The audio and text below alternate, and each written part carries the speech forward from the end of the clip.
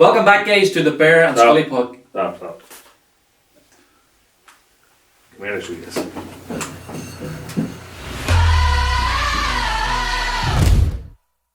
Welcome to Bear and Scully Live. A night of entertainment. It's going to be Bingo Loco meets Art and Deck. There's going to be holiday giveaways. There's going to be good crack. There's going to be dancing. There's drinks. Get your ticket now. Ladies and gents, this is the moment you've waited for.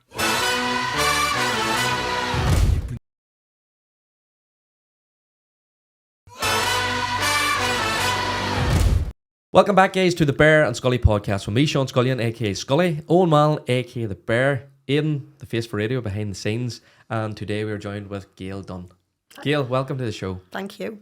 Gayle, thank you very much welcome. for coming over. Thank you for having me. Yeah, you're our first guest that has come over. Am I? Tell us. I think so. I think I love that. That's a good, really good. I'm glad. We've had a couple of English guests on, and we've been in Spain with Nando, but this is the first time. So look, listen, I know your message is important to you. Mm-hmm. Before we get into it, and I do want to say, the followers now pretty much know our page. Sometimes some of them can be quite heavy, and this is no different. We're going to discuss domestic abuse, and it is quite heavy. So the first thing I always say to people is we're going to include links and support in it. But if you're not in an okay place to ready to listen, I would always just exercise that caution, that to make sure that you're okay and you're feeling good. It will resonate with a lot of people. But before we go all into that, we like to get to know people. We like to go back to the very start and find out where you grew up and what makes you you? What makes me me? Well, from a little town, like a coast. My family are all from a coastal village that's next to the town where I live. But I've pretty much grew up my whole life in Peatley.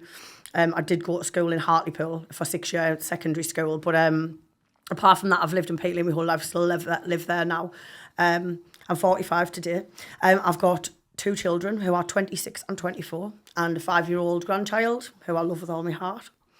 So that's about that. That's about as much about me. I'm studying to be a psychologist, so that can help other people who've gone through what I've gone through. So I'm starting university in September. I've done level 4 counselling. But yeah, that's about it. We condensed a lot there very quickly. And if you know anything about us, we're not letting you away with it that easy. No, that's right. Is it a small town that you grew up in? Yeah, I think there's about 60,000 people or something live there. I think. I don't know. Don't quote me on that one because I don't know. But it's not massive. We haven't got like a big town centre or anything like that. You know, if we have like Asda and Aldi, like one supermarket. You know, like it's not like a huge place. It used to be a lot of my family from Horden. They were in wars and things like that. So I've got very close links to that, and I've lived there a few times over my life. I brought my children up there, but yeah, I like my little town. I know everybody, so it's nice to know everybody and familiar faces and things like that. Obviously, I've got ties there. I've got lots of friends there, and I've got my family there. So, and my son actually lives in down south. He lives quite a way away. And he's an engineer, and my daughter is a commercial business manager for a big gambling company. We won't say. I don't know if we can say who they are. Yeah. Well, fair play. What was it like growing up there? What was your childhood like? Well, I grew up.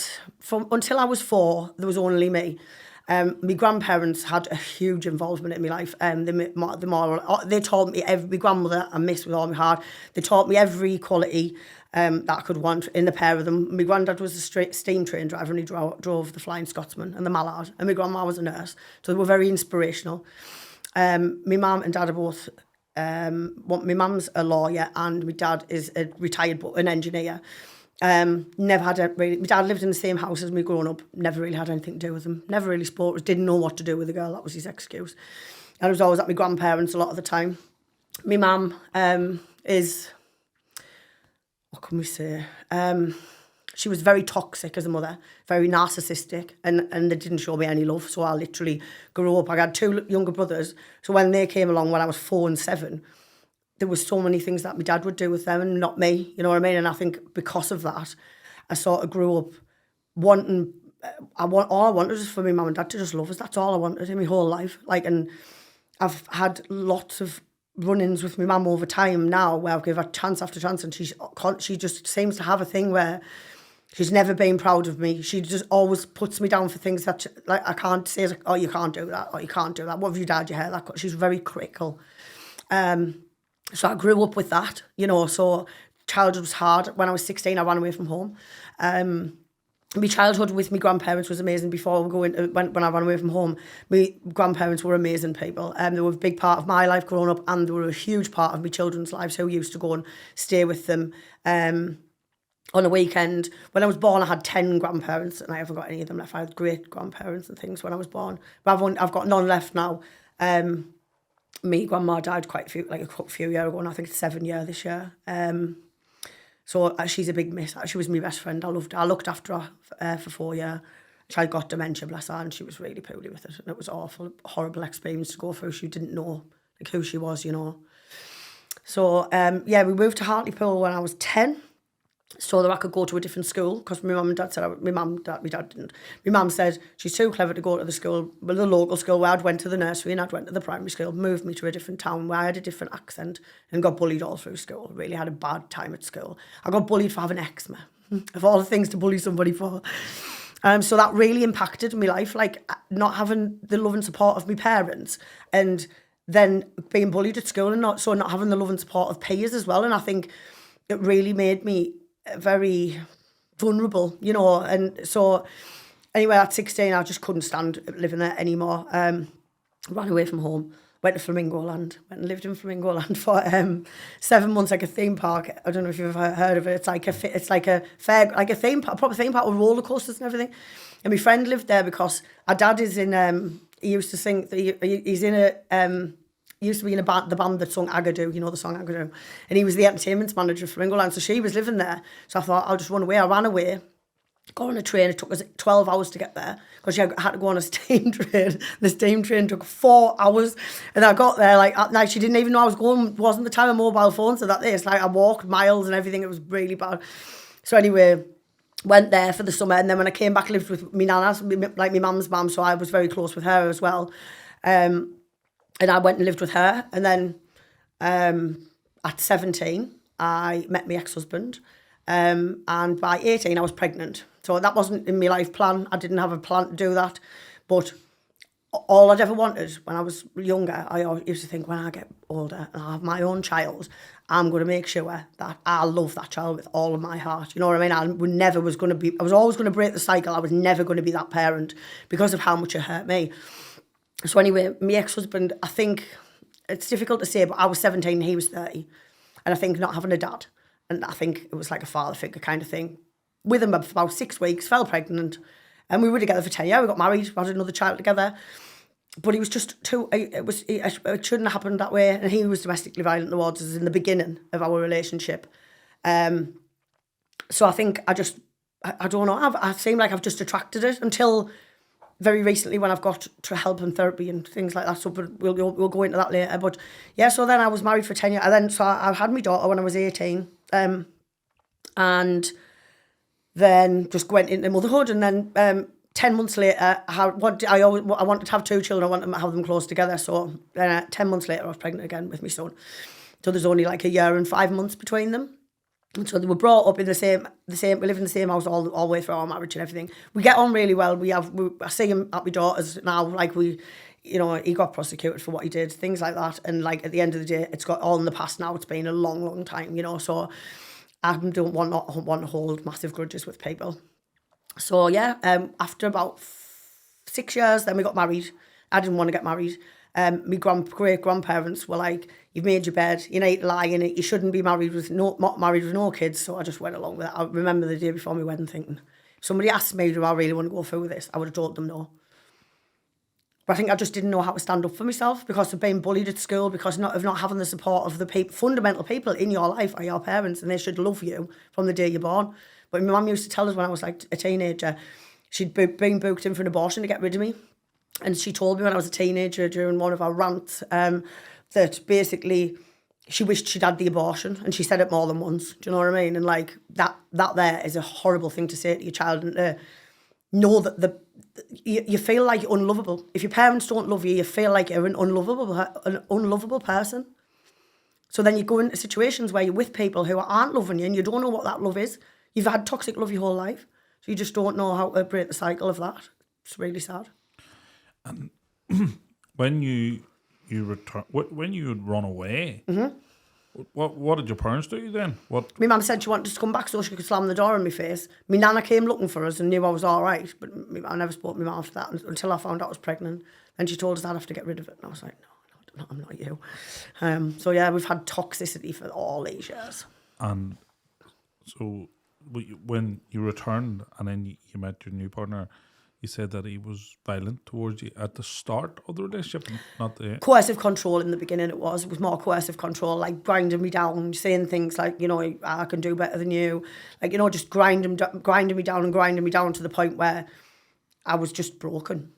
He absolutely broke me. He really did. Like, I can never explain how, I can't explain, but like, just how much that man destroyed me. Because I loved him with my whole heart. I actually absolutely adored him. And that's why whenever he used to say he'd changed and things like that, he would get done for things, and then, you know, and it just was a big, massive, vicious cycle. What do you mean done? He was prosecuted? Prosecuted, yeah. For the violence towards you? Violence towards me, yeah. So it started, so we were together. It would be 4 years this year since we met. Like 4 years next month, actually, since we met. Obviously, he's been in prison since last July. Right, I'm going to stop here because I think I've got overlapped. Okay. So I was talking this is about not your the first husband. relationship. Oh, you're talking about my husband? Yes. Oh, right, sorry, I apologise. So in the beginning, he used to get drink and get domestically violent. And then when we split up, he beat me up so badly. He picked me up by my neck and threw me across the kitchen and that. And he got prosecuted for it. And he went to court and pled guilty to it and got like done for it. This was your first My husband, yeah. Relationship? My You were first ever 17. relationship, yeah, like from being 17 to 27. And he was 30 when you met him? Now 17. I know that's really bad, isn't it? Now when I look at it, I Look, think listen, I know other people and they say that. For me, it's very hard to work this out because a 30-year-old man, what he would say in a 17-year-old girl... I know. Look, listen, I'm not going to because... No. Well, we can't because I've got there's children involved and stuff like that. And I don't look at it like that. But No, I don't either. There's a certain degree there where you're saying there's a violent... You're 17, you're only a wee girl at a man being violent. We know where we stand on that, but you've reconciled, you've children, so I'm not going to... Yeah, no, that's fine. So, like, in that relationship, and like we have a clear understanding now of with the breakdown with your parents and the rejection and the, you know, and we see that with a lot of victims of domestic abuse. It's just that longing for love and what their level of what they're willing to accept, you know, what they've been shown and what they're willing to accept. How did that come to an end then, that relationship? I broke up with him. I wasn't happy anymore. You were married, weren't you? We were married, yeah. We're still married, actually. We've never actually got divorced. We've been happily married for 24 years this year. We've been split up for years. His partner of 17 years, I'll hate me for saying that, but never mind. It's the truth, so... Yeah, we did start getting divorced in COVID, and then everywhere shut. So, like, we've got to the point where it's decree, whatever the first one is, nice eye or whatever. So we were literally only need to apply for the other document, but neither of us have ever done it, so... And then after that relationship... What happened then? I met somebody else. You have two children now. They're 5 and 6. Is that right? 5 and 6, yeah. And what? You met somebody else? Yeah. Right. But they went to their dads every weekend. Like they were literally. I made them. I didn't make them. You know what I did? The court said to me, "You don't have to ever let him see your children ever again." Once he was convicted. And I said, that's not my choice to make. Let's see if he steps up a bit. Because I didn't have a dad, so I wanted my kids to have a dad. And I thought, and you know what? He's the best dad I could have asked for. You see so many really terrible baby daddies around, like, who don't do things for their children and love them. And he does. And he's really, like, you know, he's a really good man. He's like, and then at the end of the day, what happened with us, like we're saying, I was young and what have you, and it was when he was drinking. And, like, when he hit me in the beginning, he hit us a few times. He like pushed us. It was more verbal abuse and things like that than anything else. He once locked us out in the snow when I was pregnant. But after about 4 years, I just did as I was told. It was as simple as that. So that's why it lasted that long, because I just did as I was told. I used to have to sweep the kitchen floor 12 times a day in that one, like, because he was so controlling, really controlling, you know. Was this? Did he have problems with drink? Was he drinking Yeah, much? he does drink. He does drink a lot. He always drank a lot. This is very hard for me to comprehend. I know you said he's a good father, and Because people change, and he has in the last the last 19 years or something since we've been split up. Lots of things have changed, and he's never been abusive to the partner he's got now, and he's been with her about 16 or 17 years. So well, then you know what he did his time, and he's changed his life around, and that's a good thing, I think. Yeah, and look, listen, I have sometimes I can be very black and white, and things aren't black and white, and that's just That's just the way your brain works. Everybody's different. And it just always, to me, always be like, what's the example for the children? You know, if that's what you're doing, you know, how are you being a good parent? Like, if this is what you're setting out, you have a daughter, and I always said this before, I think it's massively important for men to make sure to show their daughter I fully agree. how a woman is treated. I fully agree. So when she comes to picking a partner, the level of standards that she's ready to accept are up here. Yeah. And that's why I think now I've only got those standards when I'm 45, at the age of 44, you know, a diagnosis and all of that and help and an actual sort of way out. And now I've got standards, and now that's what I've said. I've been on my own for all this time, like, and don't even look at meeting anyone because I just think I need to heal myself. Do you know what I mean? And I know how high my standards are, and I know what I would never put up with again. So if I get a slight pink flag, if I talk to somebody, there's a slight pink flag, that's it. I'd block them. It's quite brutal, I know. But, like, I'm just like, not even getting a red flag. You can have a pink one, and that's all you can have. You know, you can never be too overcautious. You know, you know, you can. Some people. I mean, I hope I meet the love of my life. I really do. But if I don't, I'm happy on my own. I'm happy with what I've got. I've got good friends. I've got. I think that's very important. You need to be very happy about yourself. I feel more confident. I feel confident in myself now. I've like changed things about myself. My hair's different colour to what it was before. I live in a different house. You know, everything sort of like life's good. I'm happy. If you don't mind me asking, what was your husband actually charged with? And how long was he in? Like, he got a suspended sentence and he had to do community service. Yeah. He was charged with some kind of assault. I mean, it was a long time ago, so I can't remember exactly. But it was some kind of assault. Yeah. Because obviously I went to the police. I mean, I remember going to the doctors and I had a big black bruise around my neck. But that was the last. He didn't do it for years, and then he did it then. When that relationship broke up, you've come out of a real toxic, violent relationship. How long before you met your next partner? I already knew him. Nothing happened between us, but I already knew him. So that was one of the reasons why I left, because I already met this guy. But nothing had happened between us. Nothing happened between us at all until after I'd broke up with him, but it was very soon after. And I just don't think that was a good idea. You know, he was very young as well. So I went from somebody really old to somebody really young. Strap in, guys. From the chats we've had before we come in, strap in. I have a feeling we're going to get a bit turbulent. But I'm making light only because I said to you about we use a bit of humour and we joke. I much prefer it. That's why I love you so much, because the dark humour is great. But we never make little of the seriousness Definitely of situations because. But people who've been through them laugh about them. Like, you know, we have to.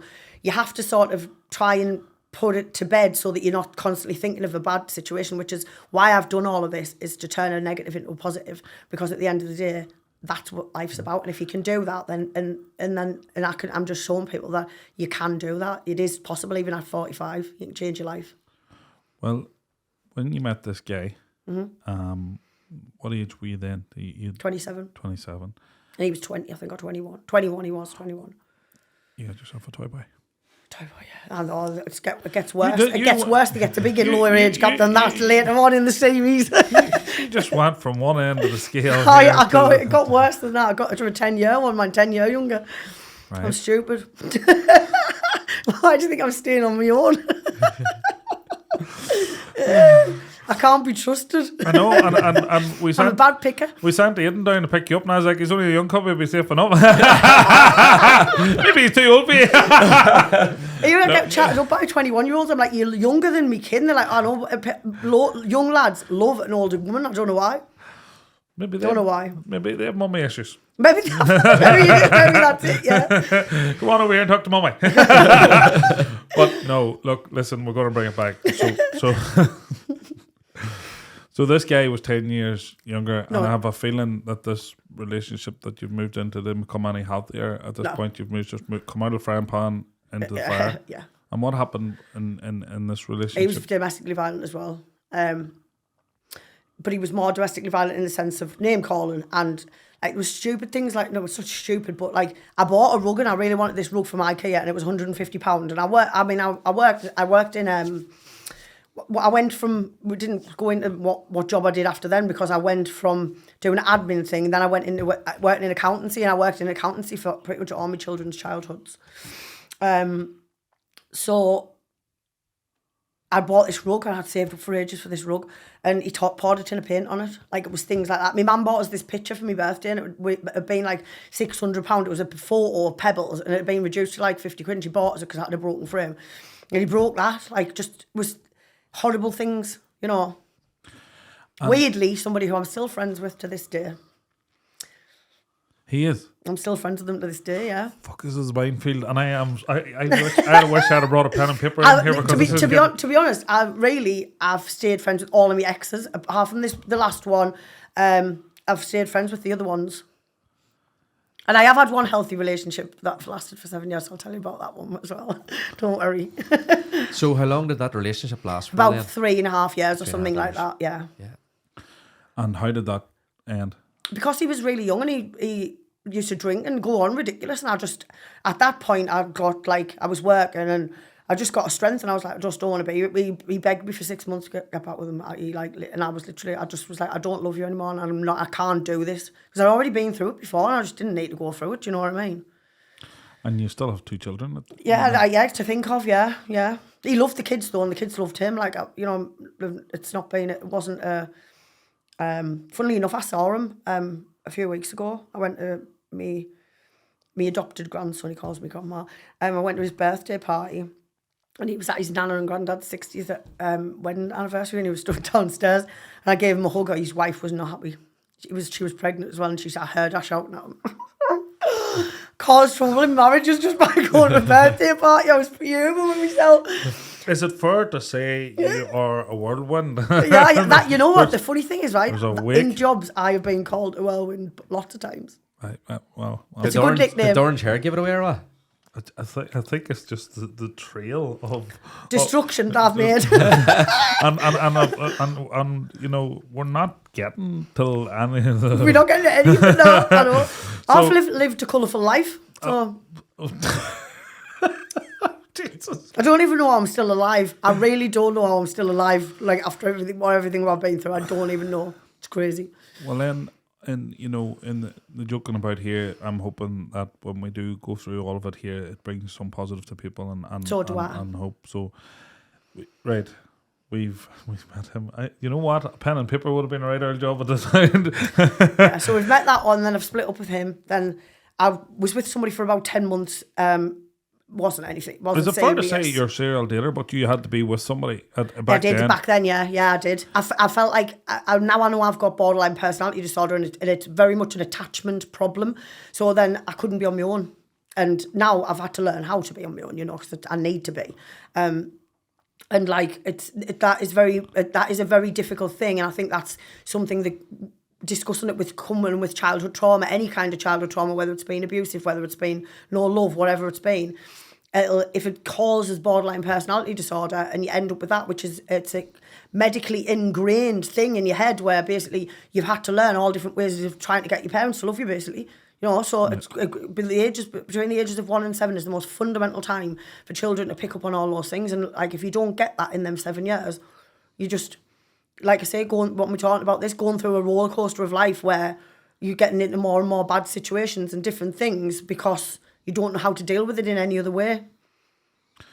And so, it is understandable that. It is, but now I know I've made us better. Like, I'm good now. Like, I know what's wrong with us, but it's very understandable. It's a very misunderstood like diagnosis. Everybody always thought I had bipolar with my mental health, and I haven't, and that's like chemical ingrained. This is like caused by childhood trauma, this borderline personality disorder, or emotionally unstable personality disorder, as it quite often gets called.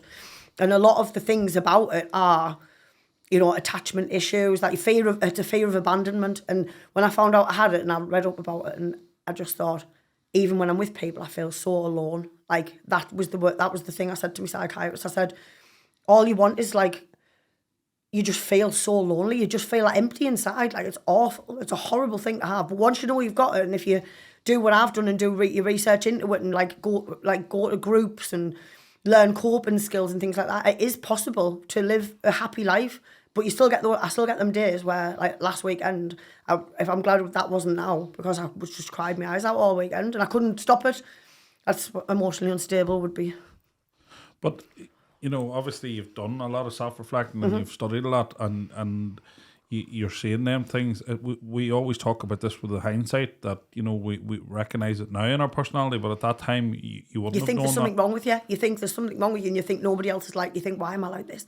What the hell is wrong with me inside? And you daren't tell people how you feel because you think people are going to think I'm crazy. Hey, you know what I mean? And then when it comes out and you realise how many other people have got it, you think, wow. Didn't know you had. Like, I've been surprised by quite a few of my friends who've been diagnosed with it, and I've thought, so it explains a lot. You've had a psychological evaluation? Yeah, I've still got a psychologist now, and my diagnosis was borderline personality disorder. I always wondered why a diagnosis was borderline. I thought I know. I think it's because you border on two different personalities. Because when you've gone through that, you're trying to. If you don't have love in childhood, you're trying to please your parents. So you'll change how you are as a person to fit how they are. Do you know what I mean? So because you're doing that, you're constantly like thinking of that. It makes your brain wires the wrong way. Like that's basically what it boils down to. Is your brain is hardwired to feel fight or flight. It's like pretty much fight or flight for your whole life. And so now you went into a 10-month relationship after you went from the older guy to the younger guy to the one in between, and then we're moving on. Yeah. And there was another partner then. Yeah, for 7 years. And that was a good relationship. He was a drinker though. I've seen him attract drinkers. We were never violent towards me or anything like that. And my kids loved him, and he's like, when we split up, it was just because we didn't love each other anymore. And he's been married since then and moved to Australia, and like, he's still on my child's Facebook and things like that. Like another person who I told you I find it really hard to hold grudges against people, and I think that's possibly a lot to do with me growing up and the things I've gone through. Like, if you have like emotionally or physically or sexually or whatever kind of abuse,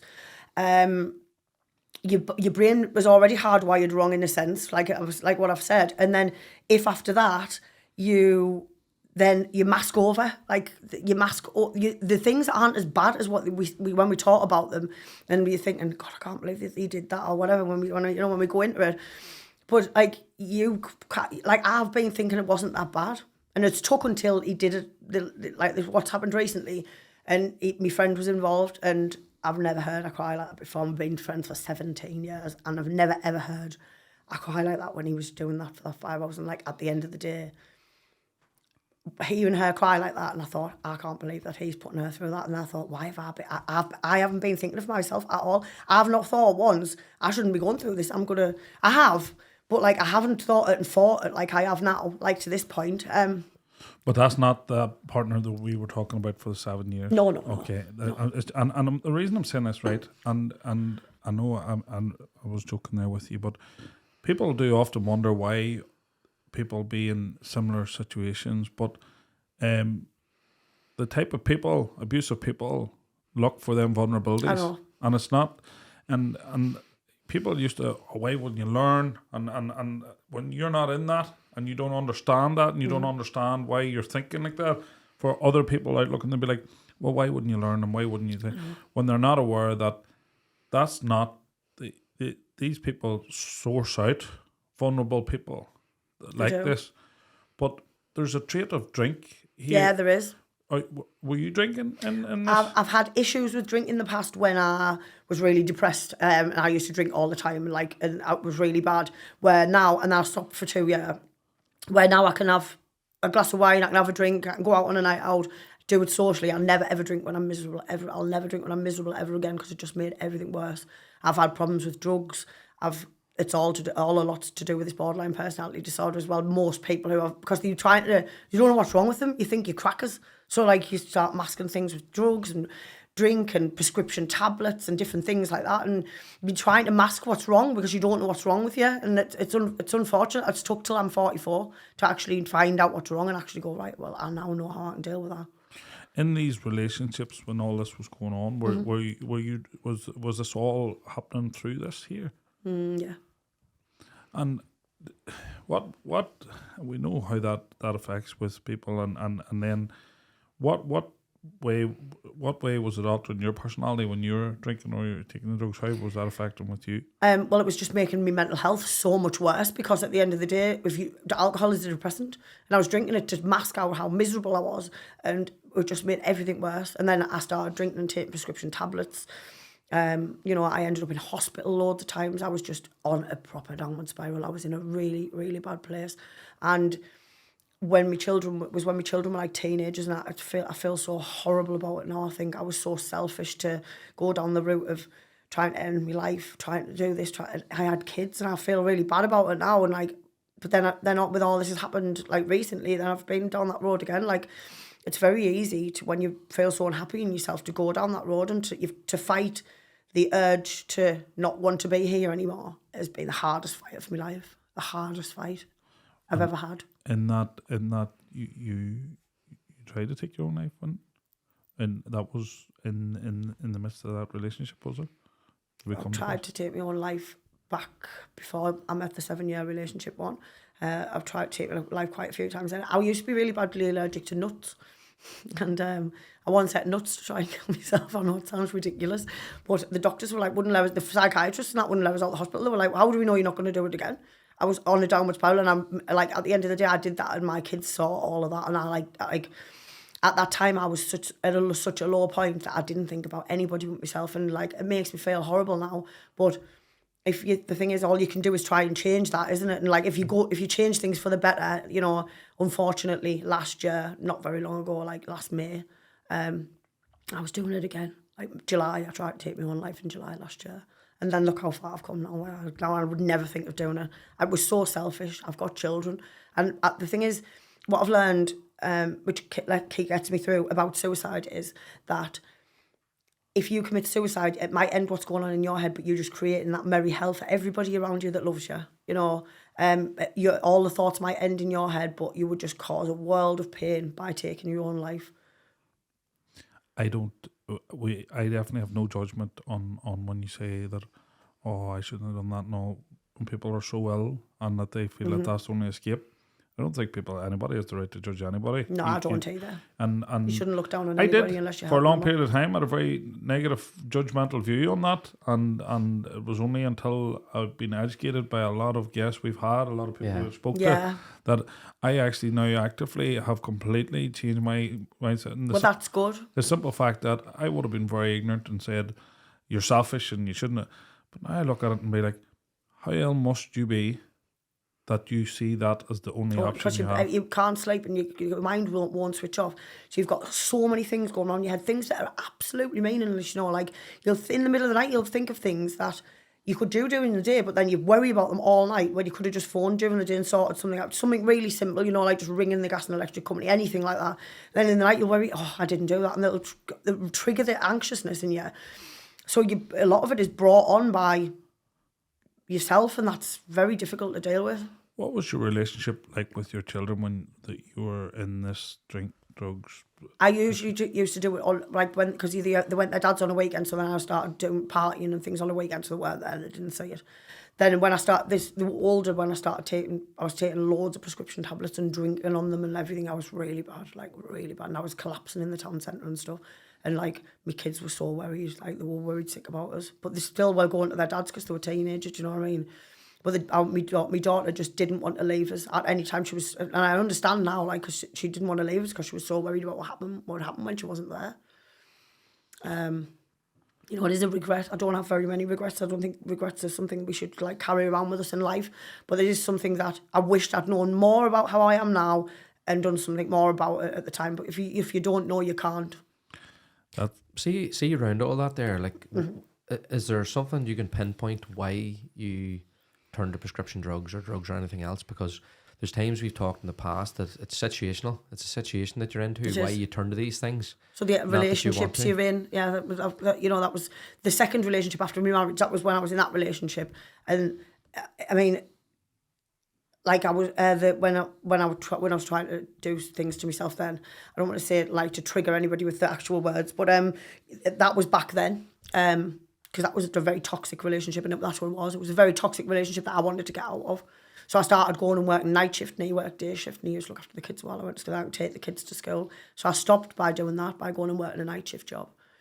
So I was away from him, and I did that for 4 months. And then in the end, I just was like, I don't love you anymore, and I just don't want to be with you because of all the torment and all the stuff in the beginning, you know what I mean? It was just, and me trying to, taking all kinds of drugs, loads and loads of them as well. Like I wouldn't just take a couple. I would like to get off my face so that I wasn't thinking about my problems.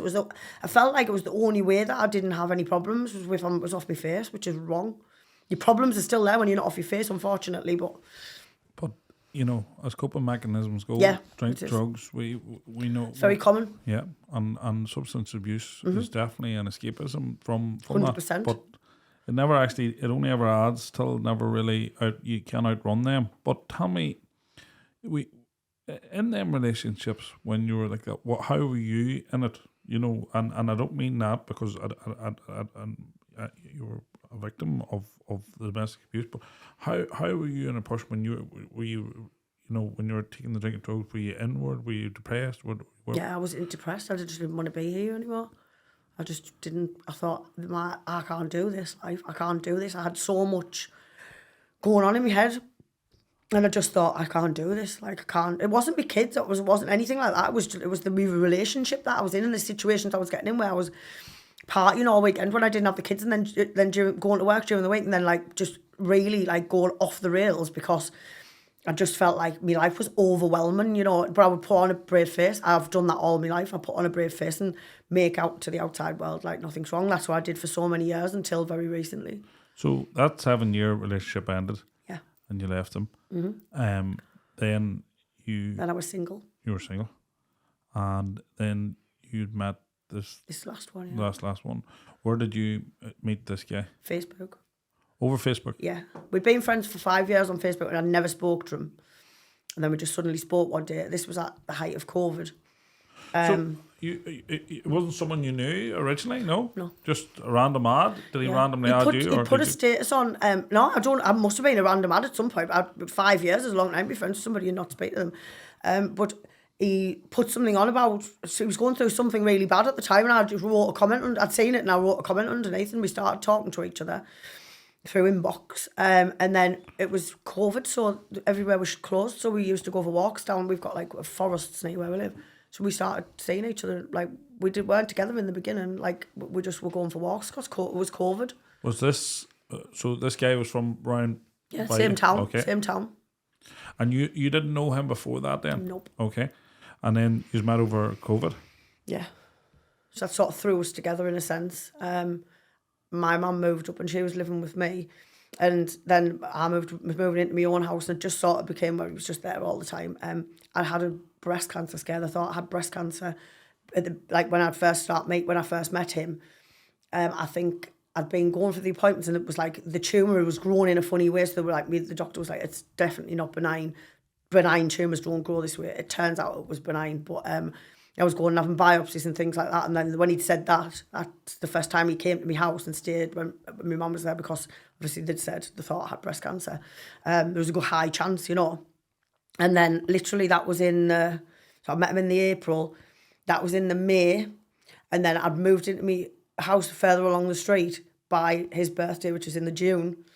So we were basically living together by 3 months in. And then by then, it's like, it was all just far too quick. But it was because it was COVID, see, so it was like thrown together. 3 months is it's ridiculous, isn't it? I know. Now when I look back on it, but that's okay. He didn't move in with us. He still lived with his dad. He didn't move in with us for a long time, but he was at my house all the time. And then what way did you get on then? You must have... In the beginning we got on great. He seemed like he was the perfect gentleman. I mean, like we say about going for the walks and that, but like we used to go for walks. I think it took him 4 weeks or something before he even kissed me. For me, it was like a courtship. I think that's why I fell into it so easily. Because it was like a courtship thing and it was like really nice. And I thought, oh, you know, this is maybe something like, you know, that's going to go somewhere. And then obviously I had all that. And then it was COVID. So we were just like sort of thrown together. But he was the one who was 10 years younger than me. He was 10 years younger? 10 years younger, yeah. Right. I didn't know that when I met him. Obviously, there was never any intention of us getting together. We were just because he said he lived with his dad. He was like, you know, he was like lonely living with his dad and stuff like that. And you know, I said, well, why don't we should go for a walk one day? So we just went for a walk. Then we started going for a walk every day, and it was really easy. He was really easy to talk to. And I mean, I'll still say now, like the bits in between of this relationship, even though it was horrific, he was my absolute best friend. He was. He really was. So I'm assuming you said it was horrific. It took a turn then at some stage. Yeah, in it did. Yeah. So at the start, it was very easy going. Yeah. But when did this happen? Then the same year, he threw a phone at me head and threw a phone at the wall. He started getting angry and punching things, punching doors and things like that, which I think is ridiculous. I can't imagine why anybody wants to punch something and punch holes in doors. It's something that's so beyond me. But anyway, it got worse than that, but that's what he used to do in the beginning. And then it was like, he could do, but he used to like pick arguments with us and go out and like do sneaky, like come back and haven't had a drink and things like that. Even though he knew he shouldn't drink, he was a recovering drug addict, and he'd been addicted to amphetamines for 10 years. He didn't take them anymore. He didn't drink. He was living a healthy lifestyle. When I met him, it was all really great. And then when he was coming to mine all the time, then he would have a drink. And then he found out he'd started taking all the drugs again and things like that. And it just spiraled out of control. But by then, I think I'd been love bombed that much that by then I felt like I loved him. He was there all the time, like, you know. And so by the end of that year, he threw the phone at the wall and it hit us on the head, and it was like, I'll never do anything like that again. It was an accident, blah, blah, blah. I'll stop doing this, I'll stop doing that. That was it in the first year. When I think back on this, you know, it's quite bad, but I mean, I was very vulnerable when I met him. And like we're saying, vulnerable people tend to attract narcissistic psychopaths, I think. That's all I can say about that. So that was, and then sort of 2 years into the relationship, well, not 2 years into the relationship, 2 years ago this month was when he started with the proper violence. So he kicked my door off, kicked it off, clean off its thing, the white PVC door just lying on the floor. And then he tried to strangle us with a metal pole. So I went to the police about it. I mean, obviously there was in between that, he was like throwing things, punching doors, shouting at us, calling all the names under the sun, saying he was going to burn my house down. He wished I was dead. Why don't you just go and kill yourself like you want to? Things like that, you know, like really putting us down. Yeah, I made him want to die. He didn't want to be because I was so awful and I was the worst person ever.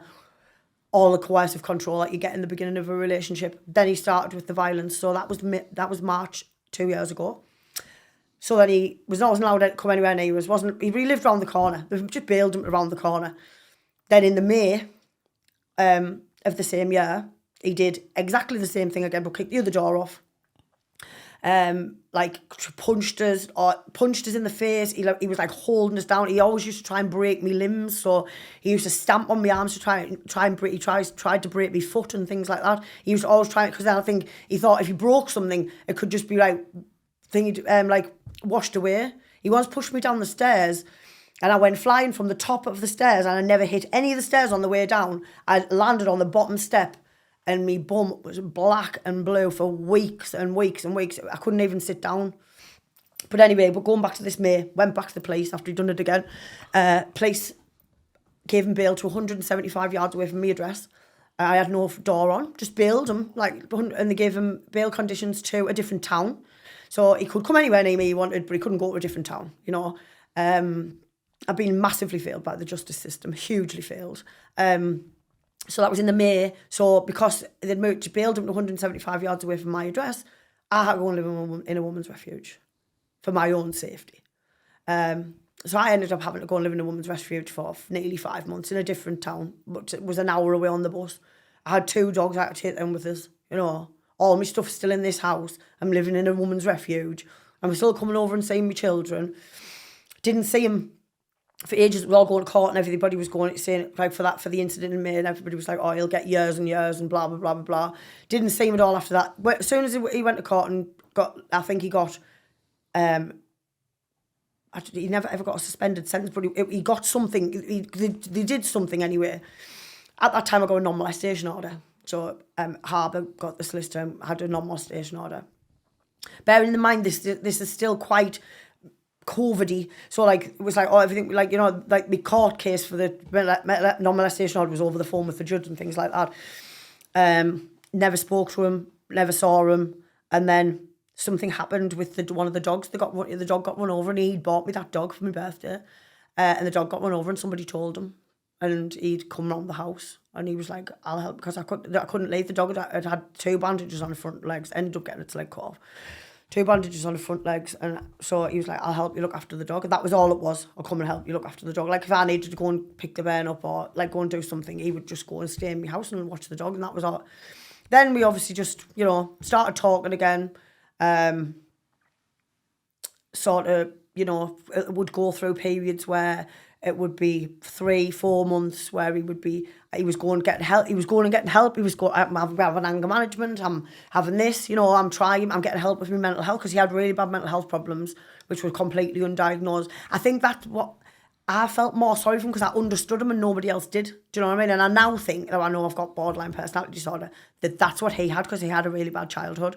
And I feel like I loved him unconditionally because I felt so sorry for him that his parents never had. Do you know what I mean? So the trauma bond that I gained with him is like, I'm still not past it. I'm still not past it. So yeah, so basically then he was in front of a judge again, then nothing happened until Christmas last year. He came to my house while my friend was there, and everything was fine for a good few hours, and then he kicked off then. Never spoke to him until it came to March time, and I was really, really poorly. I had COVID and I was really ill. And he basically looked after me for about 3 months. He was coming to my house every day, bringing us food. I was proper ill. I couldn't like get out of bed and stuff like that. So like literally, even my friend said, we were talking about this yesterday, and even my friend said, the reason why you feel the way you do is because the bits in between were so perfect. Like we'd never set a foot outline. Like in between, obviously in the beginning, once you got the coercive control in place, you know. But he did change. He did do things to change. He did get help with his mental health. He did do things. So I believed in him. I believed in him, and I thought that he was a lot better person than what he thought he was. You know, and I feel really sad for him for that, because at the end of the day, I know how that feels, and I think that's what kept us. He would like phone us saying, I don't want to be, or like crying or whatever, and I would just feel sorry for him. I felt sorry for him. I did, and it's really sad, and I feel sorry for him now. No, everybody's going to probably say, but I'm putting that out there just simply because at the end of the day, there might be loads of other people who are going through the same thing as me and thinking, he's in jail, he's done this, why do I still have feelings for him? But unfortunately, it's the true aspect of the trauma bond that you gain with somebody. It's like when people who get kidnapped and they've been kidnapped and they're in love with their abuser. You know what I mean? It's like that. And it's very real, and it's very raw, and it's very hard to break. A trauma bond is very difficult to break. But every single time something happened, it got significantly worse until May last year. He held me and my friend hostage for 5 hours with a knife. And one thing he used to do was punch all doors off, so I had nowhere to hide. I had no doors because he punched all the doors. So I had nowhere to hide. He did that in two of the houses I lived in, so I had no doors. He put his head through the bathroom door. I've got a photo on my phone. The bathroom was the only place I had a door, and he put his head through the bathroom door because I locked myself in there. It was so I had nowhere to hide. But he would just stand. The worst thing about it was he would corner us. I couldn't get away, and he would like corner us, and he's 6'4", about 16 stone. I'm just this little thing. And he would like corner us somewhere so that like I couldn't get away, and I would like carry me past, you know. So in May last year was the first time he's ever done it in front of anyone, and he did it in front of my friend of 17 years. Sorry, how did that scenario come about? Like, was he drinking? Was he on drugs or drinking what? and drugs? Do you know, and the only reason I'm asking is somebody just doesn't. I'm assuming somebody just doesn't come out with a knife.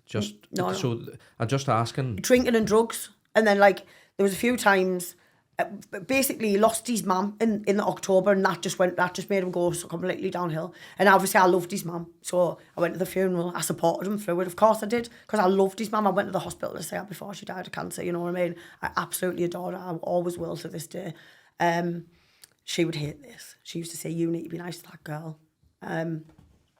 But yeah, so it was drinking drugs, and he would go to say, she would just say he was going with his friends or something like that, and then he would come back and he would, you know, the thing is, in drinking drugs, he could be all right for like 5 hours, and some tiny little thing would just make him flick it's like a schizophrenia kind of thing, I'm sure, because he would just all of a sudden just flip, you know, over something really simple. He once said something and I went, huh, like that, and he literally pulled us off the couch by my leg and started punching us because I like did that kind of laugh. What are you laughing at?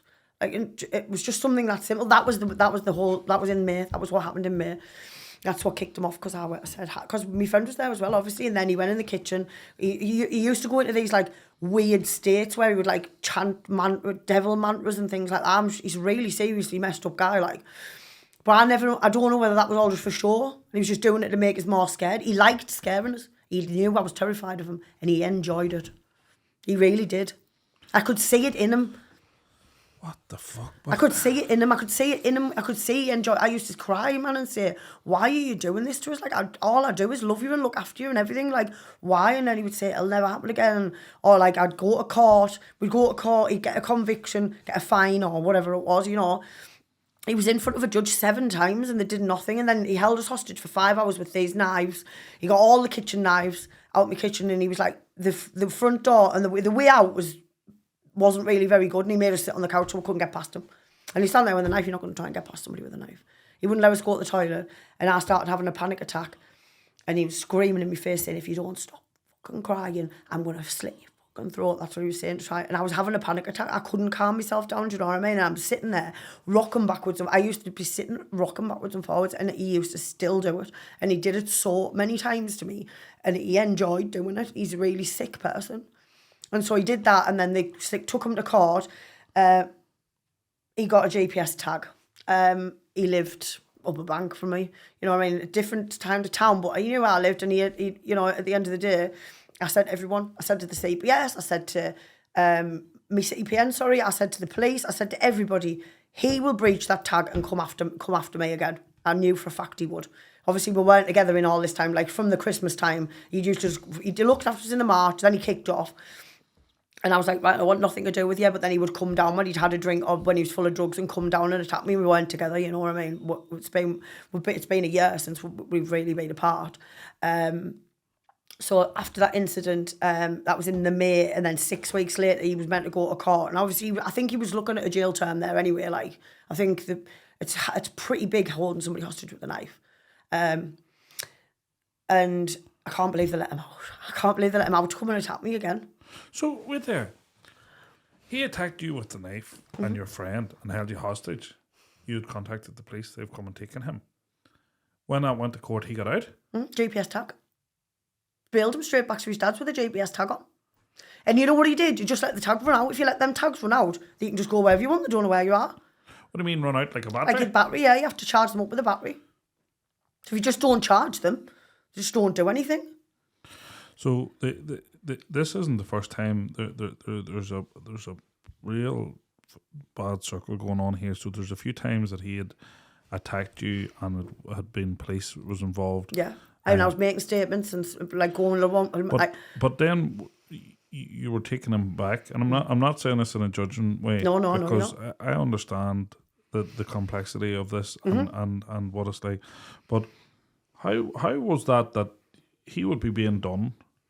You would be going and bringing him back, and then he would do this again, and then you would contact the police again, and then these courts were happening. One of these happened while you were with him. So were you attending court for him assaulting you? No, he pled guilty.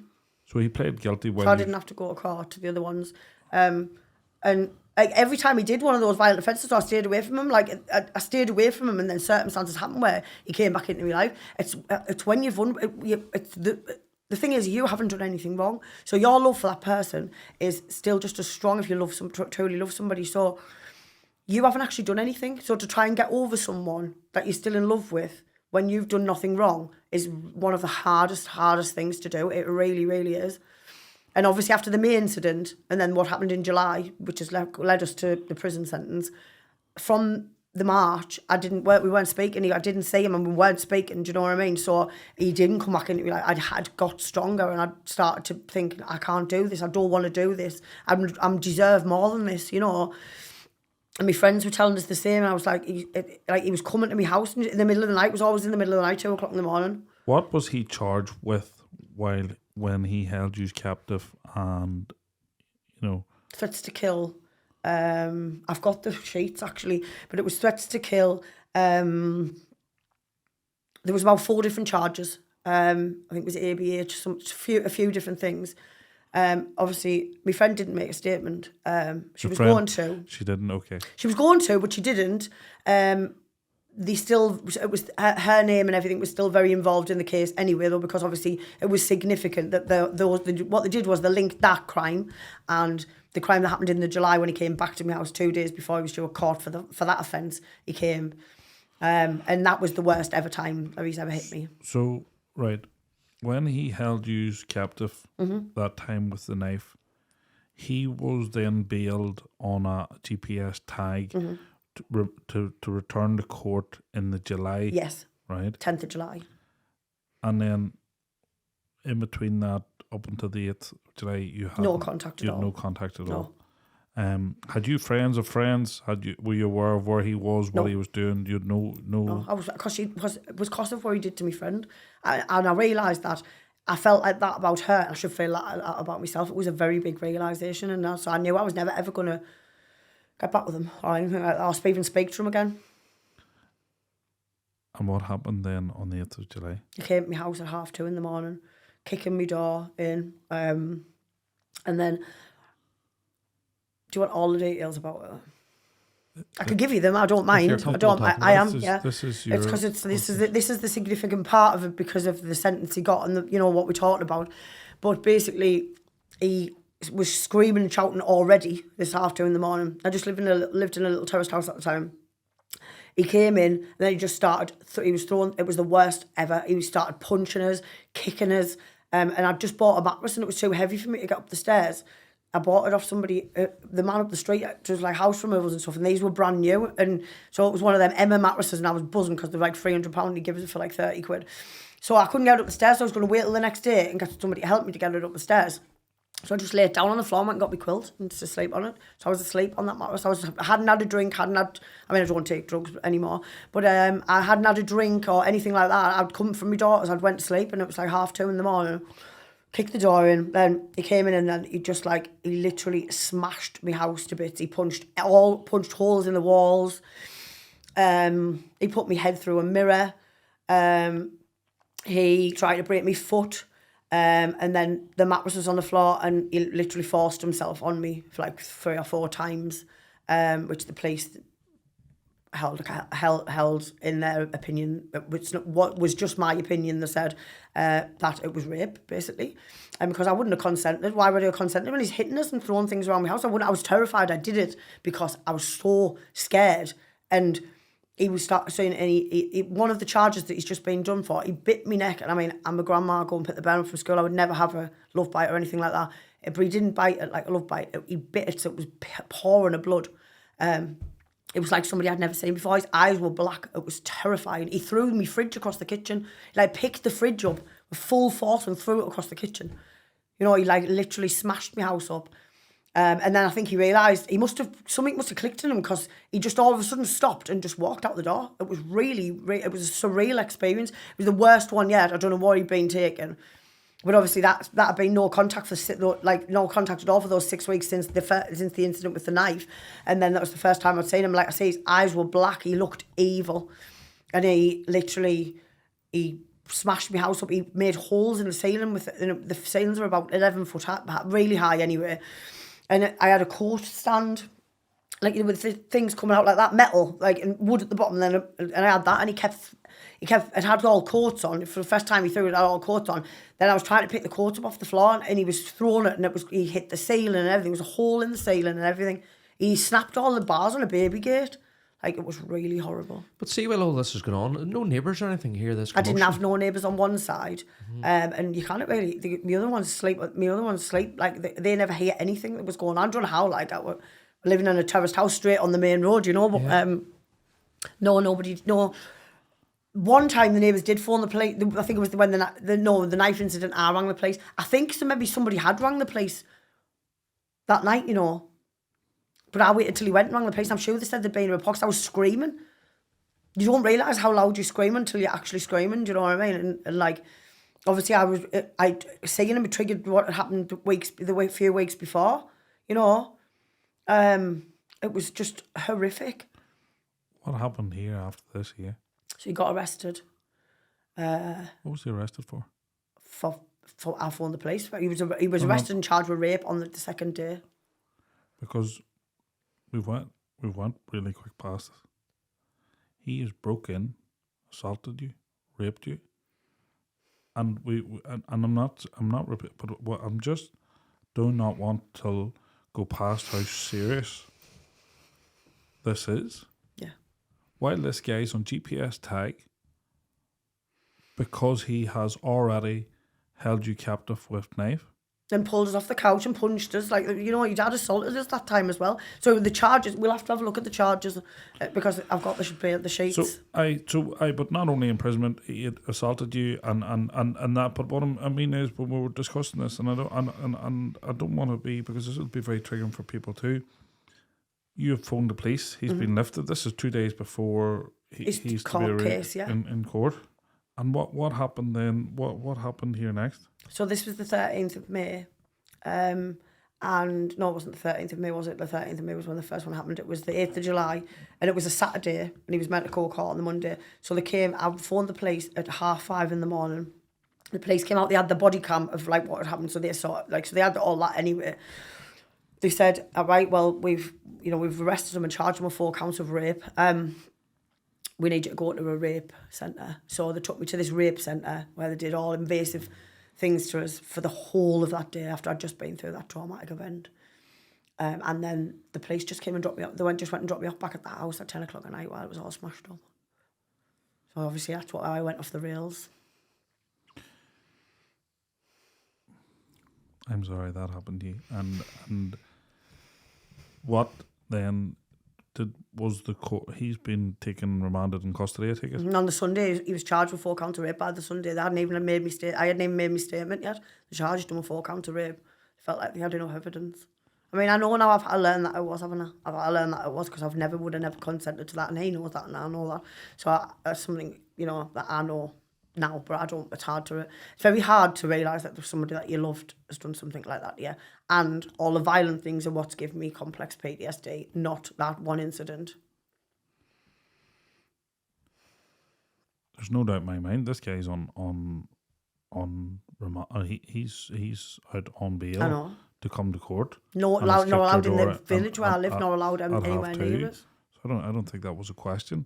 Mm-hmm. What then, did the court go ahead on Monday, or was it arranged? No, he just got remanded in custody. Yes. So then both of those court cases ended up being amalgamated together because there was such serious charges on both of them that they amalgamated them together and made them as one.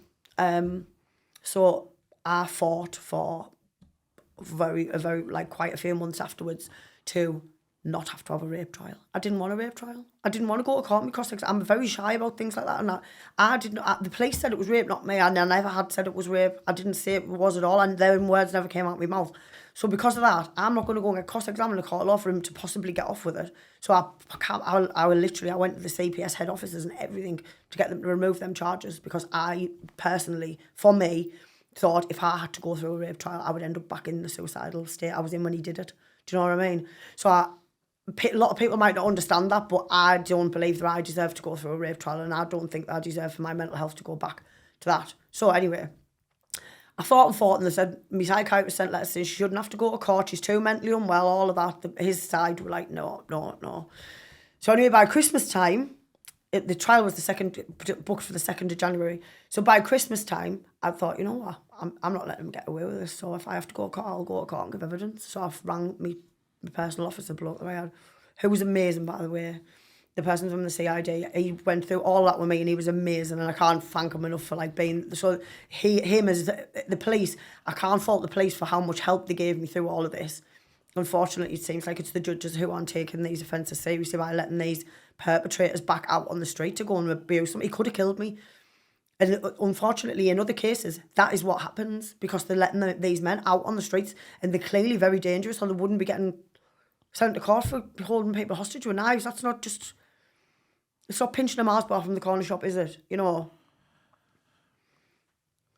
I want to ask this here, and I want to ask this sensibly because I don't fully get all of it. He's been charged with rape and he's been charged with assault, breaking and entering. I take it all them different things, right?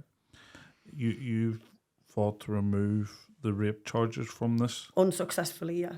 So the police decided to continue with the prosecution. Mm-hmm. And then they said I would be called to court because my psychiatrist letters weren't working. She turned 2, and so they were like, you'll have to come to court. You'll be called to court. We'll come and get you, and the police can't take you to court. They were forcing me to do something I didn't want to do. And did the prosecution service proceed with the charges even though that you were willing? So, okay, right. Mm-hmm. Then what had happened then? Did you had changed your mind then that you were going to go to court? I was going to go to court because I didn't want him to get away with it. I thought if that's the only way, I'm going to have to do this because I can't. If he's going to come and kill me next time, that's what I thought. Okay, and then what had happened? Then it went to trial on the 2nd of January. So my police officer, he went and he just said, you just stay at home. I'd had a heavy New Year with my friend. We'd been out drinking for about 3 days. He's like, you just stay at home, but be beyond aware that you may need to be called up as a witness. So anyway, the prosecution barrister rang me at 12 o'clock on the 2nd of January and he said that when they realised I was willing to go to court, this is what they do, the solicitor says, say now until you know the person's going to turn up, which in a lot of cases the woman doesn't turn up because she's terrified, you know. Anyway, they came at me and said, right, can we make a plea deal? If you remove the sexual charges, he'll plead guilty so you don't have to go to court. And I was like, that's all I want. They knew that was all I wanted in the first place. And so I got my own way in a sense. I've got the document there, but he got done for a fray, ABH, threatening to damage or destroy property, which was threatening to burn my house down, breach of a non-molestation order, and I'm pretty sure there was another, I think there was 5 when I told you, I think there's 5 offences anyway. He got all different amounts for the 5 offences. What did he get? He got 7 years and then he got 25% off, so he got 5 years. That's a lot for domestic violence. It's not. It's different. That's why we're talking about this. It is not enough. Do you know what I mean? But the plea deal shouldn't really be there either because that just means that they're not having to be held accountable for all of their actions, are they? They can very easily get out of some of them. Well, you've openly admitted that you weren't. Oh yeah, I know. That's me though. Time. Personally, that made a lot of people wouldn't be like that. But you've openly admitted you weren't well at the time, and I can understand that. Mm-hmm. The seriousness of what happened and the length of time he got, I don't think it's right. It's not, and I struggle, and I don't say this in a judgmental way. I struggled because when you says to me you didn't want them, I understand. You wouldn't want to relive the horror. I get it. It's just, I always see these people and I'm like, even if he was charged with them, and that's the most serious of the offences, mm-hmm.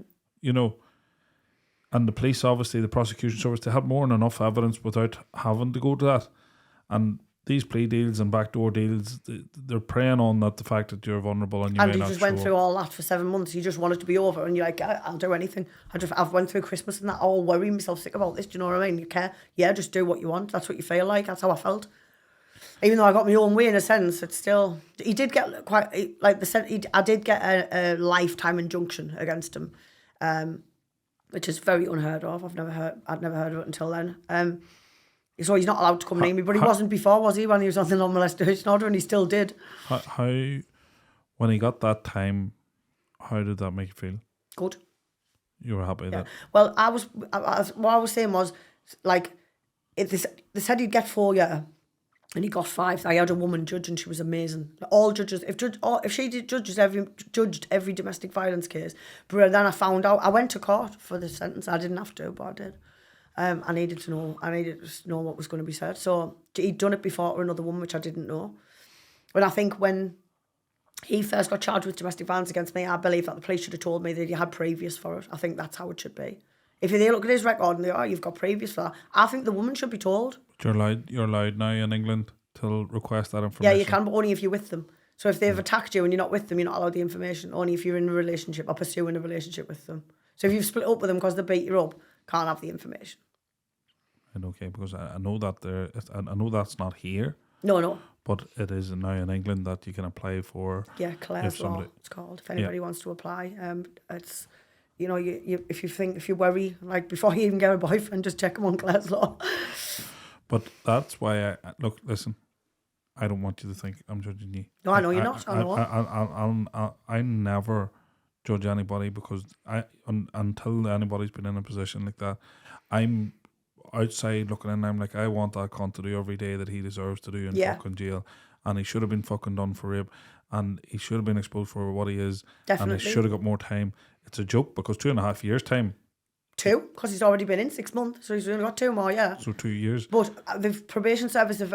Like, I think because of all the kicking off I've done about the whole failure of the justice system, I've wrote emails all over the place. I've literally done a petition now. I'm doing this. I've done a newspaper article. I'm doing everything I can to try and get them to... He should have been locked up before then. That incident that I've now got to go through, that shouldn't have happened. He should not have been allowed on the streets to be able to do that to me. It was preventable.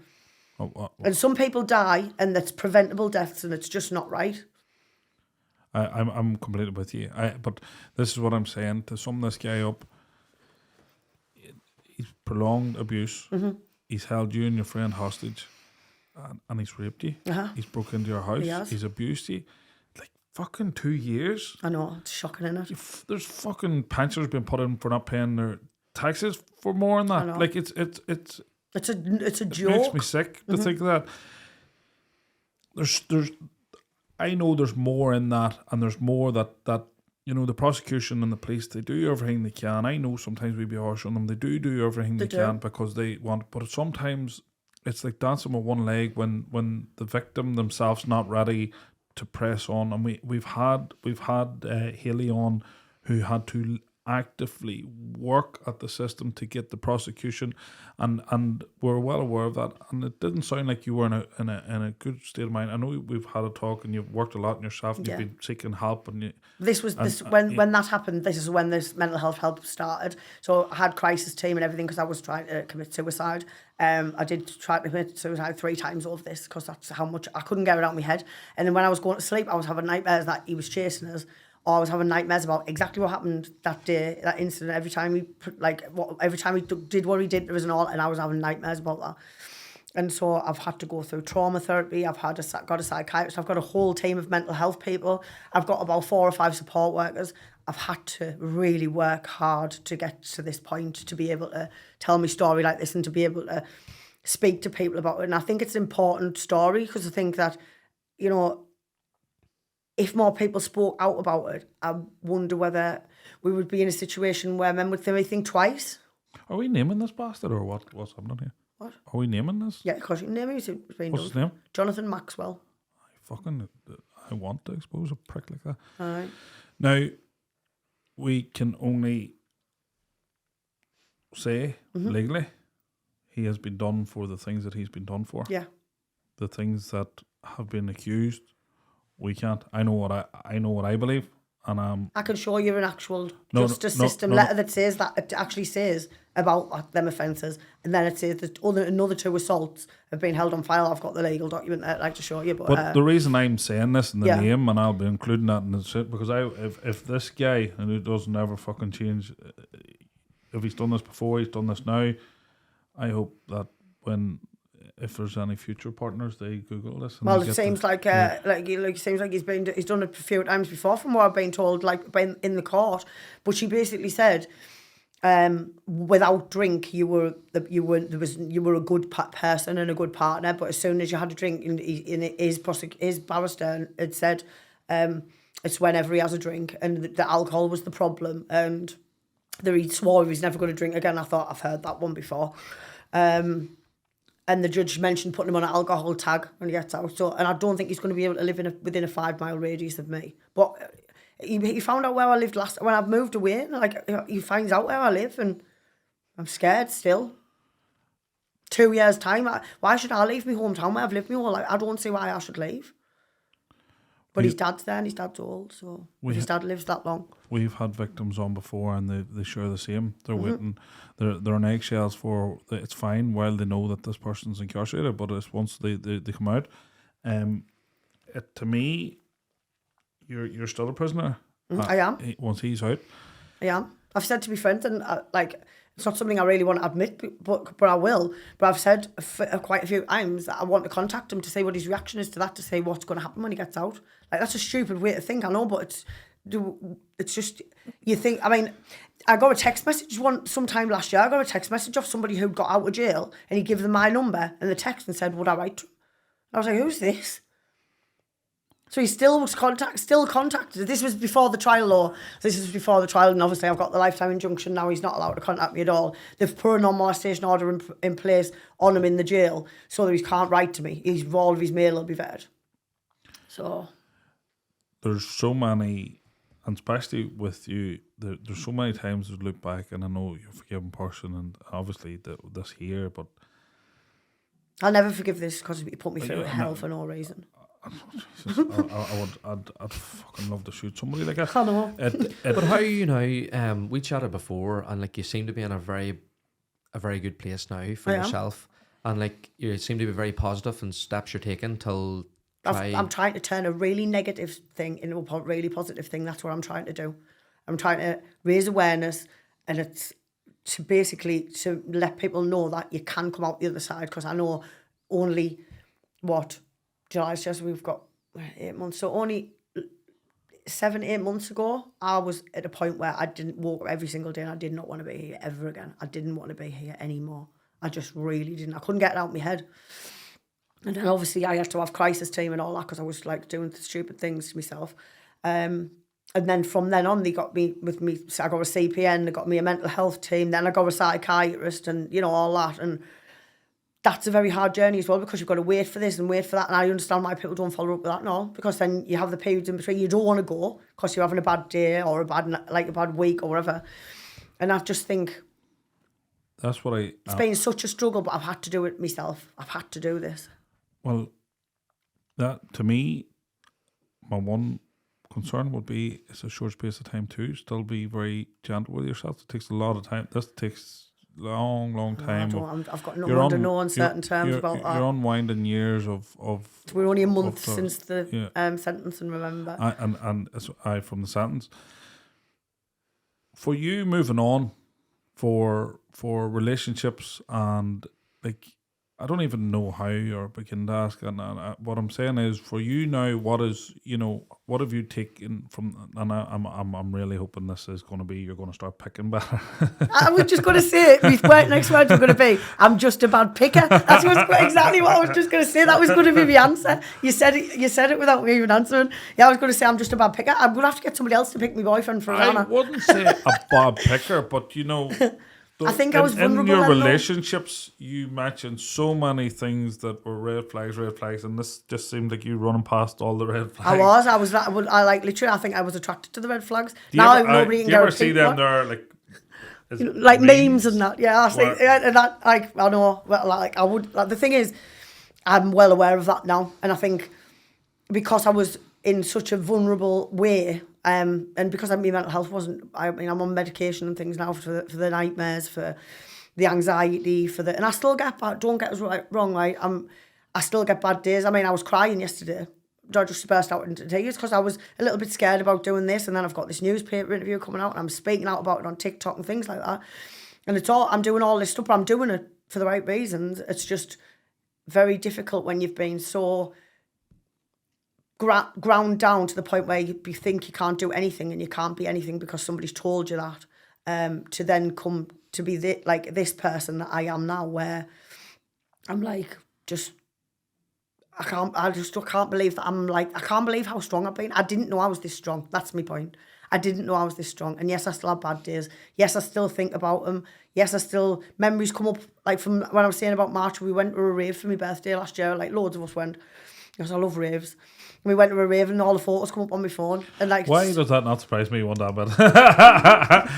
You're like, and you know, you're going to have that, but you're going to have waves. Definitely. And every day is different, you know. And I think even without the mental health problems, I think anybody, and PTSD, especially complex PTSD, is very hard because things can trigger you that you wouldn't expect. So it can just be like something like a certain noise, a certain smell, a certain, you know, someone can say a certain thing. I'm not really triggered by words or material objects.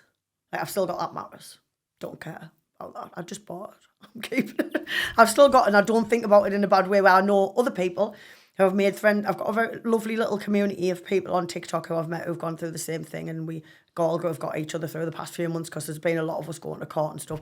I'm really grateful for that, and I would advise anybody, like, if the, you know, to try and talk to people who are going through what you're going through, because the justice system, I mean, you've got nobody really to talk to in the justice system, so you've got this trial going on, you don't know what's happening, you ask somebody, they don't know, and that one's got, you know, and it's just, you're left in the cold, you're left like you're the perpetrator and not the victim. But you did receive help, didn't you, from the community help team? Yeah, I did in the end, yeah. And this time I did, yeah. And they've helped you? Yeah, they really helped me, yeah, I can't thank them enough. So, and I'm glad to hear that, because we've had so many situations where we you know, people have slated the community mental health, and they've been fantastic with me. They've been absolutely fantastic. And now I go there every Friday and have a coping skills and like trauma therapy class on a Friday. I'm also involved with a women's group on a Tuesday called the Free Programme, which is run in conjunction with Durham Constabulary. So they've actually opened a centre, and they pick us up, like, when we all go together on a Tuesday for, like, everybody's been through domestic violence or drug or alcohol misuse or stuff like that, you know what I mean? But you're continuing to, because it was important, and it's important for me to Sean to say this too. We had this conversation even yesterday. After this pod comes out, we'll be checking in and following up with you, and the reason we're asking you where you were mentally before we've done this is because we can't be having people coming on they're not well enough to do it, or exactly. well enough to it wouldn't sit right in your brains, I can tell, just from meeting you just today. It wouldn't sit right with you if you didn't make sure that the people who, because it can trigger people. I mean, thankfully, I've known I'm going to come and do this, and I've talked about this loads and loads of times. I've thought about it long and hard. I really have. I've thought, is this something, you know? And obviously, I've made a petition to try and get the government to try and look at what they're doing here and get the justice system changed. I mean, it's only on 500 signatures at the moment, but I'm doing this, and obviously when other things come out, I'm hoping I can get that 10,000 signatures so somebody at the government actually looks at it, because it makes a lot of sense. You know, I've put things on there like just basically more support for women, that there should be a mandatory minimum sentence from the first offence so that it deters people. So if they think, oh, if I do that, I'm going to get this. You know what I mean? And there's so many things that could be done to change stuff. There is, really is. Well, there's a story that we haven't really touched on. That's whenever you went to Mexico. Oh, God. So I don't want to skip past that part. And I don't know where it comes into the whole story or where it started. I'll tell you all about it. So that's the worst part of that relationship. The worst part is I got that happened to us. Mm-hmm. How have we just... We just took the bypass there, didn't we? Yeah, you did. You did. I was Get to the roundabout, Sean. Swing around. We're going back. So when I met Jonathan, he started talking to these people for 2 years. They said he was going to inherit this money. So this had happened for 2 years before I even met him. They'd been talking to this guy, right?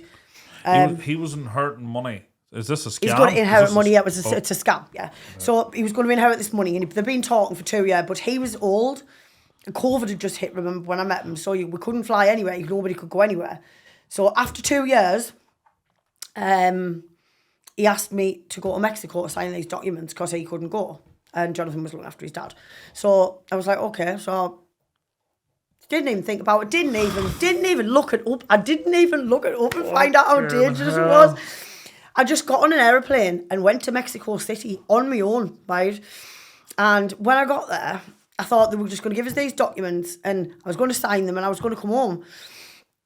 No, that wasn't how it happened. When I got there, they were like, they came and moved us to a different hotel. Nobody is, everybody's so laid back in Mexico. Nobody's on time. You don't have to be on time. People are just not on time. I'm not like that. I'm anxious if people's not on time. So when I first got there, I met these two people, and then one of them was to look after me, and she came every day, and we went out. She took us out for dinner and everything. We got on really well, and I think that was the problem. So they asked me to change my flight because they couldn't get these documents till this Friday or something, and I was flying out. No, yeah, till the Thursday or Friday, and I was meant to be flying back on the Wednesday. So we went and changed the flight to the Sunday. That was the next time I could get a flight.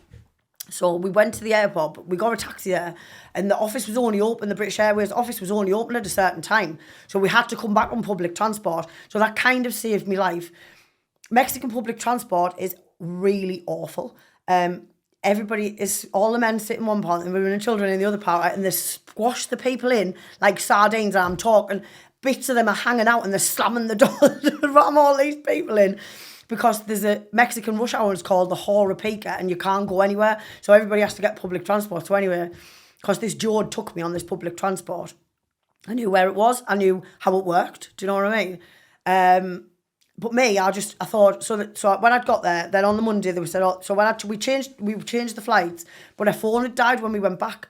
So she had to use my phone. So I gathered loads of information, man. I thought, if something's going down here, I'm going to have all this information. So anyway, on the Monday, I just thought, I'm just going to go out. If this is about drug smuggling, I'll just dump the suitcase at the airport. I'm just going to, while I'm here, I can't talk to anybody about it because I'm frightened in case they bugged my phone. So I thought, well, I'm just going to go and have a look around Mexico. So I was a proper idiot. And I mean, my Google Maps will tell you all of the dangerous places that I went to in Mexico. Really dangerous places that I went to. Wait there, right. No, because you're going 100 miles an hour, and I have you have too many questions. Of questions here, right? Let me just take a second here to think of this right. Somebody had contacted your partner's father. Mm-hmm. He was ill, and they said that he was to inherit something. Inherit money from a company in America, and he did have family that had moved to America, so it did seem fully legit. It maybe seemed fully legit. It wasn't. Does it to me seem fully legit?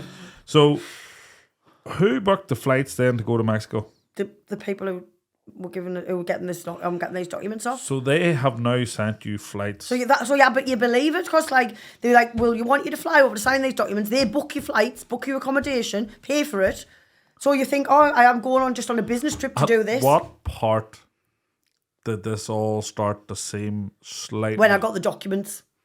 So there was a red flag. Yeah, there was a massive red flag. Yeah, Should see the documents. No, Sean, do you ever see North Korea marches where they're marching down all the red flags are there? This is sounds like.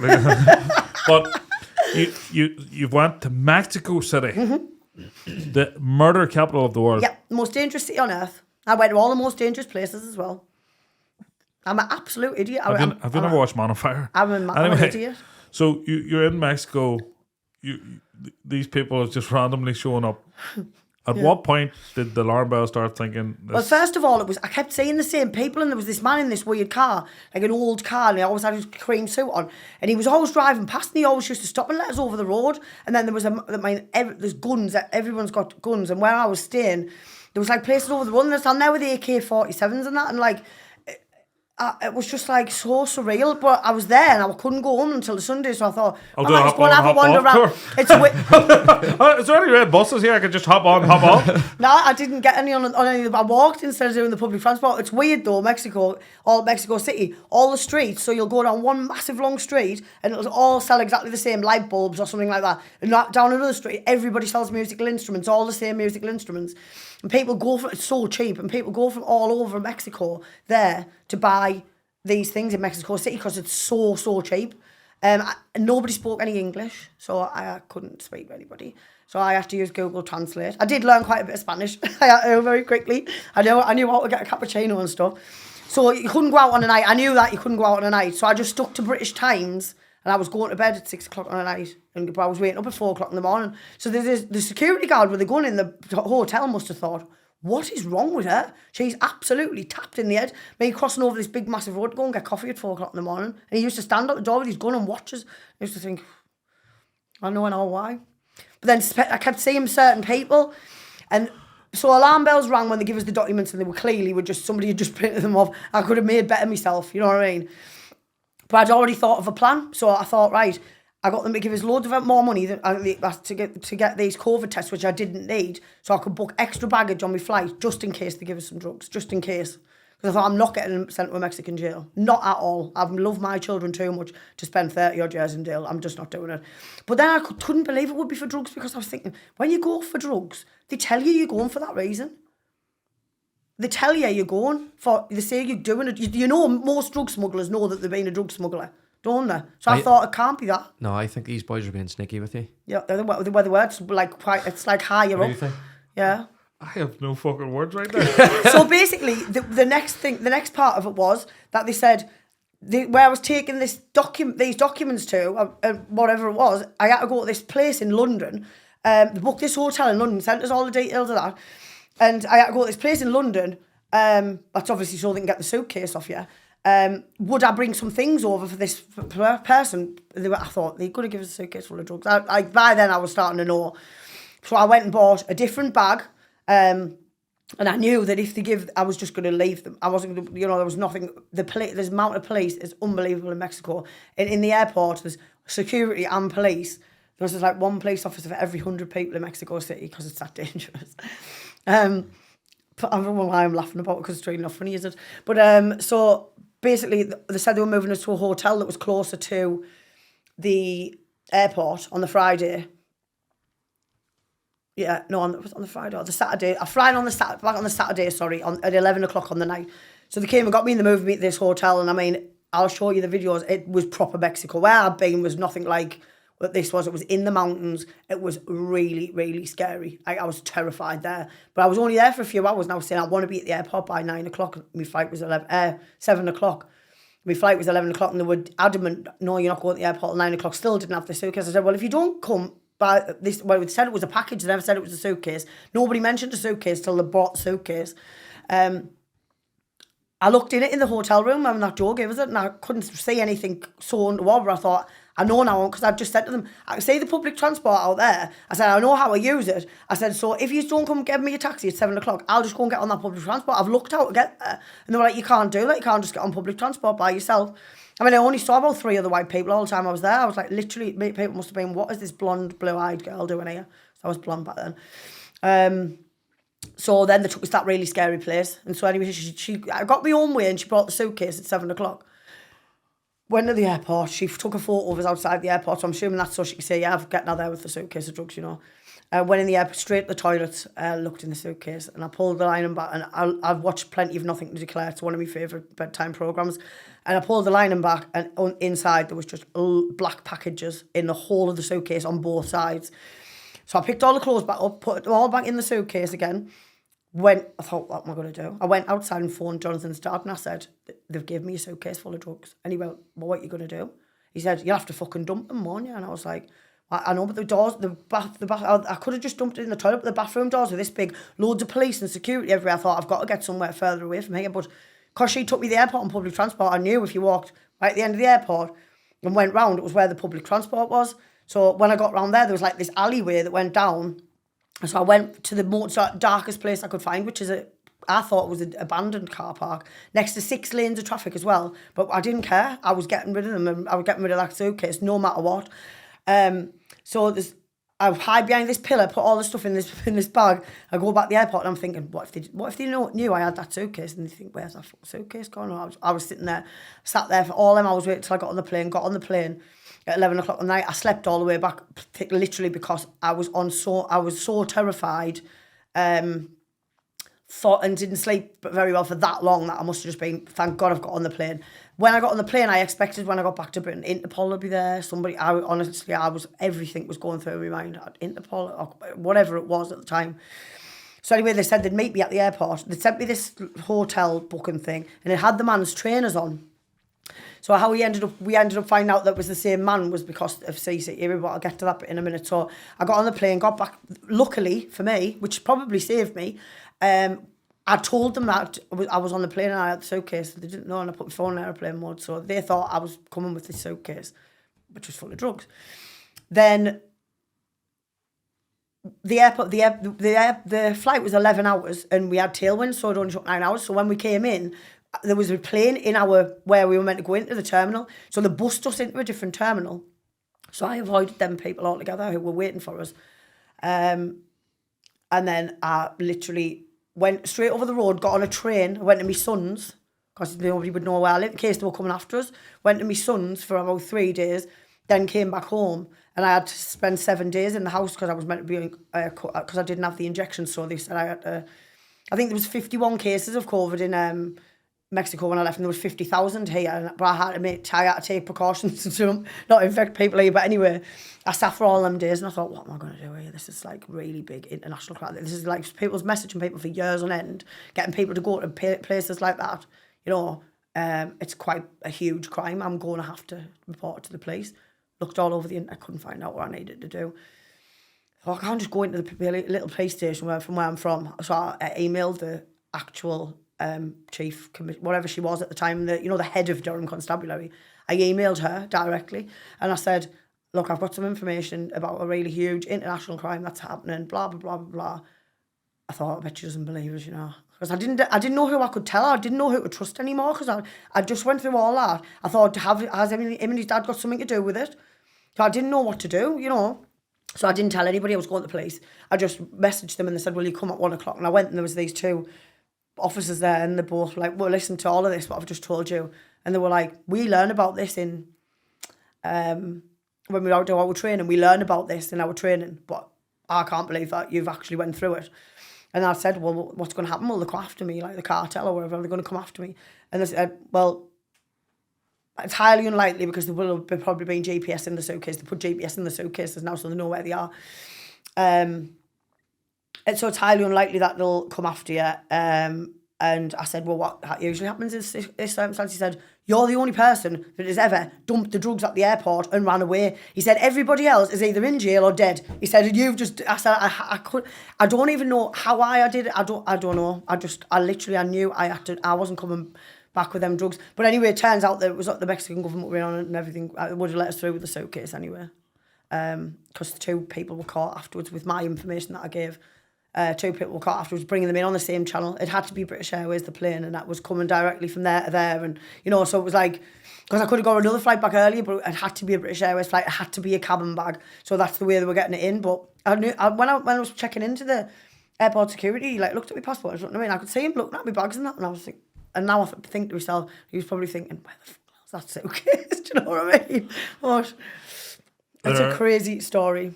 Yeah, and something, there's some of it I don't 100%, I don't think you've seen, or first and foremost, I think their father knew rightly. They took his phone. I didn't tell anybody I was going to the police, and they went and got his phone, confiscated his phone, and they had it for 3 days, and they went right through it. And it was the only thing he had. I'd lived there at one point, and he had no tablets, no other phones. They went through his full phone and all them messages, and there was not one thing in there. Even though I still don't believe it. Somebody's got to have known something. Listen, I think you were gullible. I think I was. I was vulnerable, like I was saying, wasn't I? Some might think I'm not being smart. I was stupid. Some might think you might have had second thoughts and you were aware and you fucking just bottled her and thing. And some will say that, and this is what they're going. This is why I'm saying this to you is right, because people will comment on this and that, and we know it from thing. But this normally in this situation, somebody falls into debt, and this is what happens. They have to send somebody over. And you were there. Mine was a completely different thing. You were the donkey. You were the mule. The fact they even gave us the documents, everything. They actually came and the hotel and gave us documents and all this stuff. They kept it going. I don't even understand. Because you would have played a better part if you believed what you were doing. Yeah. So you would have. And I wouldn't have been, when I was going through, I wouldn't have been suspicious, would I? Because I didn't know that the suitcase was full of drugs. But for anyone listening, if somebody goes to fly out to Mexico City. If anybody tells you to go to Mexico City, just don't go. That's what I'll say. Gives you a suitcase to go home with. I just knew I needed to get. I had a feeling the package was going to be something bad by then. But I knew no one. I had no other way of getting home. This flight's not booked. You'd already checked this bag. You'd already taken this bag through security at Mexico Airport. No. I just went in the airport and walked straight to the toilet and looked in it. I never went through security. But I thought you says he looked at your passport and looked at the bags and then looked. Yeah, after I'd dumped it. That was after I dumped them. Right. But paint the picture. This is a cabin bag full of these wee black packages. Yeah. Could have been cup of soup. Could have been what? Cup of soup. Cup of soup. No, it was really well done, mind. It was really well done. There was like a board in the bottom and they'd like put proper trim around it. It was like very professionally done. And then underneath, there was just all these black packages. Like, you could just, like, honestly. And there was about 14. I counted 14 in one side. I looked in the other side and they were in the other side as well. The police said, I told them I brought the label home off the suitcase, so they knew what kind of suitcase it was and everything. I really did give them a lot of information. The girl who was looking after me had used my phone to phone her boyfriend, so I had phone numbers and everything. I thought, if, like, you know, I was so terrified, and I just was like, I've got to protect myself at all costs here. It's Crazy, you know. I've been to Cancun. There's nothing like that. Oh no, it's nothing like that in Cancun. No.